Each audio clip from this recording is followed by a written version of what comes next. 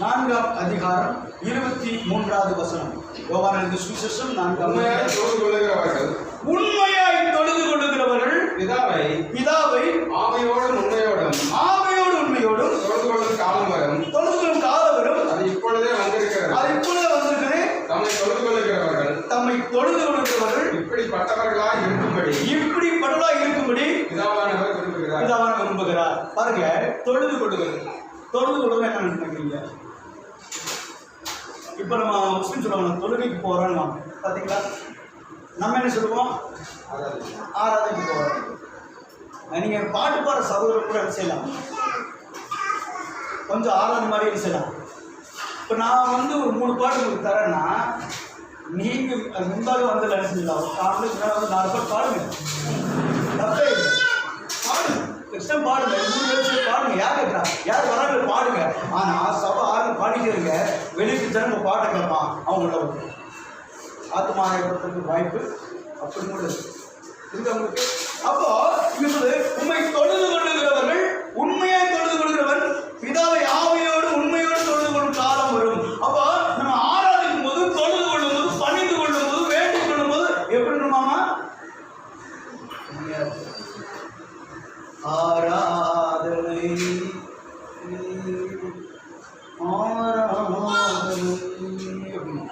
புரிஞ்சுங்களா? பாஸ்ட் ஆராய்ச்சிப்பாரு அந்த குழந்தை ஆராதனையில விசுவாச பிள்ளைகள் குழந்தை ஆராதனை அந்த குழந்தை போயிடும். உண்மைதானே? நினைச்சுக்கேன் சாதிக்கு குழந்தை எங்கேயும் போக அல்ல. ஆமே முழுமை ஆராய்ச்சி நம்முடைய எண்ணம், நம்முடைய நினைவு, சிந்தனைகள் எல்லாம் அவரை தெரிந்து கொள்ளது. சமாரியா ஸ்திரீன்னு ஒரு ஸ்திரீ இருந்தார் 4ஆம் அதிகாரத்தில். அவள் 5 புருஷனுடையவனாக இருந்தாள். 5 புருஷனும் ஒரு புருஷன் அல்ல, வேதம் சொல்லுது. அவள் விளக்கெண்ணெய் இயேசு உட்கார்ந்திருக்கிறாரு. அந்த சமாரியா ஸ்திரீ தண்ணியோட வர இயேசு கிறிஸ்துவோட தண்ணி கேட்கிறாரு. அவர் சொல்ற, யூதனா இருக்க என்ன தண்ணி கேட்கலாமா அப்படின்னு சொல்லிட்டு மொண்டுகளை பாத்திரம் இல்லை. இவன் சொல்ற, நான் கொடுக்குற தண்ணி உனக்கு கொடுத்தா ஒரு காலம் தாகம் உண்டாகிறார். ஆண்டவரே, நான் மொண்டுகளுக்கு வெளியே வராமல் இருப்பதற்கு நீ அந்த தண்ணி எனக்கு தர வேண்டும். நீ யாக்கோப்பிற்கு பெரியவரா அப்படின்னா அந்த வசனம் கீழே அந்த 4ஆம் அதிகாரத்தை வரும். அப்போ அவர் சொல்லுவா, ஆண்டவரே ஜீவத்தனை இருக்கிறது ஒரு புருஷன் நடத்துவாங்க. எனக்கு புருஷன் இல்லை, உண்மை சொன்னேன், உனக்கு 5 புருஷன் உனக்கு புருஷன் இல்லை.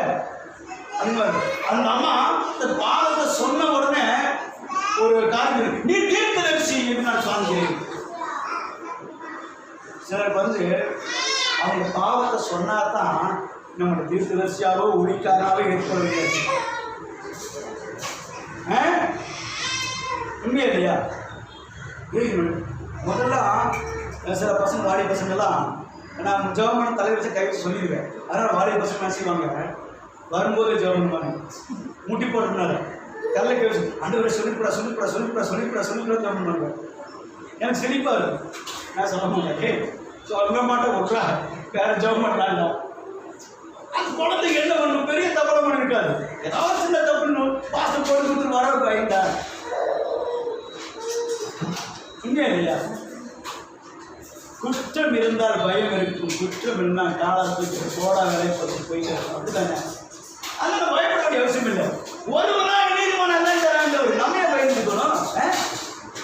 சில பேருக்கு அவன் பெரிய பாவி இருப்பான், அவன் நம்மளை பார்க்கும்போது ரொம்ப சொல்லுவோம், நம்ம தான் பெரிய பாவி. எல்லாரும் பாவிட்டாங்க. அதில் பெரும்பட என்ன இருக்குது? ஆனால் வேறு சொல்லுது, அந்த சமரிய ஸ்திரீ அழகாக ஊருக்குள்ள போய் சொன்னா, என்னுடைய காரியத்தை அவர் சொன்னார் அப்படின்னா என்ன அர்த்தம்? என் பாவத்தை சரியா சொன்னார். தன் பாவத்தை மறைக்கிற வாழ்விட மாட்டான். அவை அறிக்கை செய்து விட்டு விடுகிறவனும் பாருங்க. அவர் எனக்கு தீர்த்துனாங்க, வந்து பாருங்கன்னு அவங்க வந்து சொன்னாங்க, இவர் உலக நினைச்சாங்க. அவர் சொன்னாரு, பேசியா வரும்போது எங்களுக்கு இதெல்லாம் வெளிப்படுத்துவான்னு சொன்னாரு. உன்னோடு பேசுகிறவர் நானே. அப்போ அவள் ஒரு தவறான பெண்ணா இருந்தாலும் கடவுளை தேடுற காரியத்துல, தொழுது கொள்ற காரியத்துல, அதனால கடவுள் அவனுக்கு சொல்லுங்க. புரியுதா? ஒருவர் நம்ம குற்றவாளிகளாக குறைவுள்ளவர்களாக இருக்கலாம். நினைச்சிருப்பா, ஐயோ நம்ம பாதிச்சுனேன், நம்மளுக்கு இருக்காரு, நம்ம நேசிக்கிறார். ஆனா நம்ம உண்மையை அவர் கேட்கணுமா? மனுஷனை வந்து கேர் பண்ணாத. அவரு அந்த அம்மா வந்து ஏய் பாவி அப்படின்னு நான் ஒன்று சொன்னேன். அவர் வந்தாரு, நீட்டாக பேசினாரு. ஆனால் பெண் முகத்தை பார்த்தார், கீழே குடிச்சிட்டு ஏதோ தேடுவது இப்போ இருந்தால்.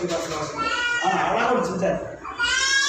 என்னன்னா, உன்னோடு பேசு நானே அவர் பேசியாதா அப்படின்ட்டார்.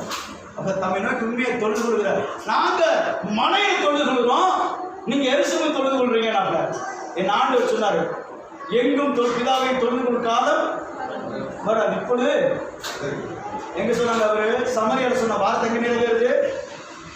கோயம்புத்தூர், இந்தியாவில் கோயம்புத்தூர்ல, தமிழ்நாட்டில் கோயம்புத்தூர்ல காதாசுரம் நிறைவேறுது.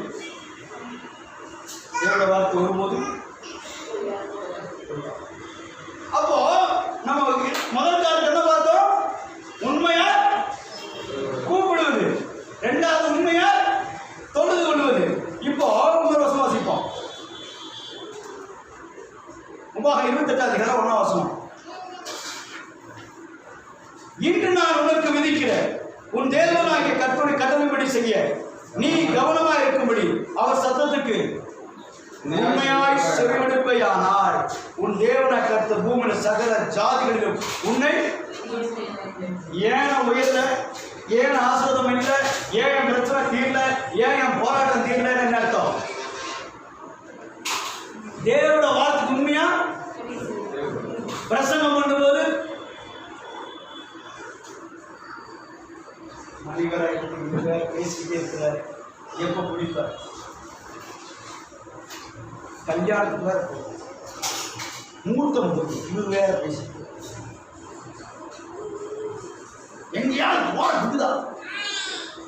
இவரு ஞாயிற்றுக்கிழமை ஆரம்பிச்சுட்டு கொஞ்சம் கூட்டம் இருந்துச்சுன்னா போதும், அப்படியே பேசிட்டே இருப்பாரு. அதனால நான் 9:30 சொல்லி 9 மணிக்கு 9:30 முடிச்சாரு, முதலே முடிச்சார். அப்போ வேறு உண்மையா செவி கொடுக்கணும்னு அர்த்தம். தேவனுடைய வார்த்தை கேட்டு அப்படி நடக்கிறதா செவி கொடுக்கணும்னு அர்த்தம். கேட்டு இஷ்டப்படி வாழல. தேவனுடைய எச்சரிக்கும் போது கீழ்ப்படியணும், தேவனுடைய ஆசீர்வதிக்கும் போது கீழ்ப்படியணும், தேவனுடைய சொல்லுற வார்த்தை நம்பணும், தேவன் சொல்ற வார்த்தை மறுவார்த்தை சொல்லக்கூடாது. அதை கீழ்ப்படின்னு அர்த்தம், செவி கொடுக்கணும்னு அர்த்தம். ஆபிரகாம் சொன்னார், ஆபிரகாம் உன் பையனை பலி செவி கொடுத்தோம் இல்லையா? தன் மகனை பலியிட்டார். சின்ன குழந்தை ஆண்டவரே, அவனுக்கு என்ன தெரியும்? சாரா இப்பத்த ஆசை கொஞ்சம் விளையாண்டு இருக்கிறான். 13 வயசாச்சு. இந்த ஈசாக்கு போய் படிக்க வேணா, அந்த பாருங்க எழுது கொடுத்துடலாம், அந்த மாடை கொடுத்துடலாம் சொன்னாங்க. அவனுக்கு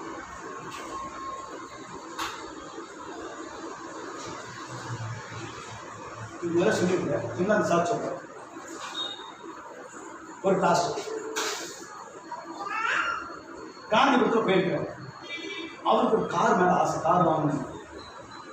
ஆனால் அந்த வசதி இல்லை, கார் வாங்கிருக்கு. போகும்போது 10 பேர் ஒரு கார் சூப்பராக இருந்துருக்கு. வேறு யாரும் மேலே எங்கள் காசு தான். அந்த காரை பார்த்த உடனே கையை வச்சிட்டாரு. ஆண்டவரே, இந்த காரை எடுத்துட்டாங்க. என்ன ஒரு ஆண்டவரே, நம்ம கேட்கணும்னு சொல்லுவான். அடுத்த போல் எக்ஸாக்ட் போட்டு வச்சுட்டாரு. ஆண்டவரே, இந்த காரை கொடுங்க எனக்கு வேணும் அப்படின்னு ஜெர்மன் பண்ணிட்டார். ஒரு 2-3 வாரம் ஆச்சு. 3ஆவது வாரம் அவர் பிரசங்கம் பண்ணிட்டாரு. ஒரு மனுஷன் வந்து உட்கார்ந்து பிரசங்கம் கேட்டுக்கிறாரு. பிரசங்கம் முடிஞ்சு பார்த்தா அவரு ஒரு மணி உட்கார்ந்து பிரசங்கமெல்லாம் முடிஞ்சிச்சு. போகும்போது வயசுல இன்னும் திருப்பி சொல்லாமட்டீங்க, முதல்ல சொல்ல செய்து கொடுத்துருக்காரு. இல்லை, நான் சும்மா வந்த ஒரு காரியம் வந்தேன். இங்கே வந்ததுக்கப்புறம் ஆண்டவர் என்னோட பேசினார். அப்படியா, வெரி குட். என்ன பேசினார் அப்படின்னா, ஜோப் கொடுத்து சாவி எடுத்து இந்த காரை உங்களுக்கு சொன்னாங்க. இது சாவி வாங்கி யோசிக்கிறோம், என்ன காரணம், ஏது காரணம் வெளியில் பார்த்தா எந்த காரணங்களை கை வச்சிருந்தாரோ இவர் நம்பர் நோட் பண்ணிட்டார். எங்கள் பாஸ் பக்கமாக அதே காரணம் இவருக்கு நடுக்கம் வந்துருச்சு. ஒருவேளை கை வச்சிருந்தா தெரிஞ்சுட்டார் போல இருக்குன்னு ஜோம் பண்ணுது. அவர் சொன்னாரா, இந்த இடத்துக்கு வந்த உடனே ஆண்டவர் இப்போ பிரசன்ட் இந்த நிமிஷத்தில் இந்த காரை தர சொன்னார். நம்புவீங்களா? கொடுப்பனமோ இவர் வாங்கிட்டு நீங்க எப்படி போவீங்க? உங்க டாக்டர் சொல்லிட்டுமா இல்லை எப்படி அவர் பேசிக்கிறாரு? அவருக்கு ஃபோன் வருது, பொருள் சொல்லணும் அப்படின்ட்டு லேலுயா. ஏன்னா வெளிநாட்டிலிருந்து ஒரு கார் வாங்கி ஃப்ளைட்டில் அனுப்பிட்டார். இவருக்கு அனுப்பி மகனுக்கு பொண்ணு சஸ்பென்ஸும் அப்பா கொடுக்கணும், நீ வந்து எடுத்துட்டு கூடாது. அவர் வேறு சர்ச்சுக்கு போயிட்டாரு. இப்போ பையன் தான் பேசுகிறாப்பா, உங்களுக்கு ஒரு கார் பிரசன்ட் பண்ண முடியும், நான் வச்சுருக்கேன். எந்த சர்ச்சு எங்கே இருக்கீங்க? இந்த சர்ச்சில் இருக்கிறேன். இப்போ புது கார் அங்கே ஏர்போர்ட் வந்து இறங்கி தூக்கிட்டு வந்து இங்கே நிறுத்துறாங்க. எத்தனை செகண்ட் பதில் வேணும்னு சொல்லுது.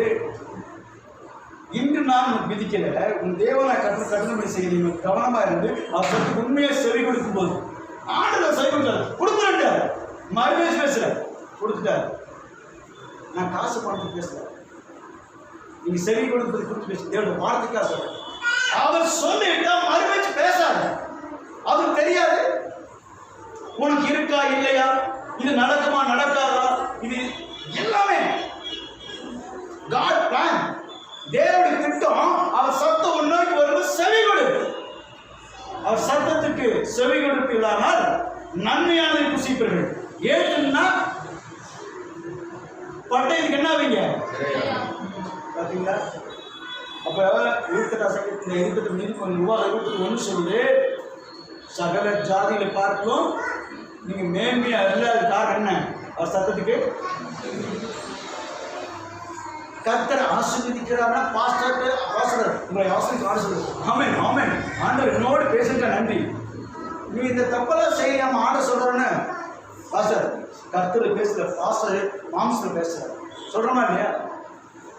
பாஸ்டர் போவே மேல பிரசங்கத்தில் தாக்குறாருயா, என்னையே பேசுறாரு. ஒண்ணு தெரிஞ்சுக்கோ, கர்த்தரோட வார்த்தை உன்னை தாக்குதுன்னா அவர் நேசிக்கிறான்னு அர்த்தம். பசுவை பிதிக்கெடுத்து நீ ஆசீர்வாதமாக்க விரும்புகிறார் என்று தெரிஞ்சுக்கிட்டான். என்ன திட்டு நானும் ஊழித்து வளர்ந்து போய் நான் வாங்க திட்டு அவமானம். இன்னைக்கு மாடு வச்சு சொல்றேன் சமத்துல, யார சமத்துல என்னை ஆசிரிச்சுக்கிறேன். ஆமென். இன்னைக்கு அநேகம் நான் பிரசங்க ஒரு வாரம் பேசுறது தெரியாது.